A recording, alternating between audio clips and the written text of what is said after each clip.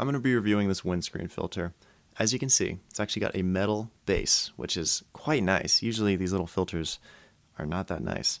The foam itself is also an extremely light, squishy foam. It feels kind of like a memory foam. On the inside, there's a little gasket, which you use to protect the mic when you screw it on, which this is another feature of this that is really nice. Other filters or other pop filters, you just stick it right on the end of the mic and it just floats there. But this one, it has a little screw, so what you're able to do is you're actually able to screw it onto the mic, which right here I got an SM57, which I'm going to throw it on there. As you can see, it makes a popping noise whenever I make a popping noise into the mic. So we're going to throw this on real quick. Just to show how easy it is to install.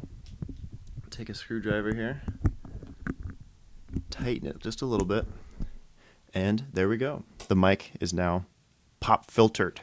As you can see, it actually makes the mic look a little bit nicer in my opinion, and it should decrease the level of popping that goes into the mic as you're talking in front of it. So overall, I actually really enjoy this product. It's a surprisingly simple thing to use. I love that it attaches to the actual microphone, makes the microphone look a little bit higher quality, and overall is just a very simple experience. So I totally recommend this. What is it? The Shure A2WS. Very strange name for something that works very well.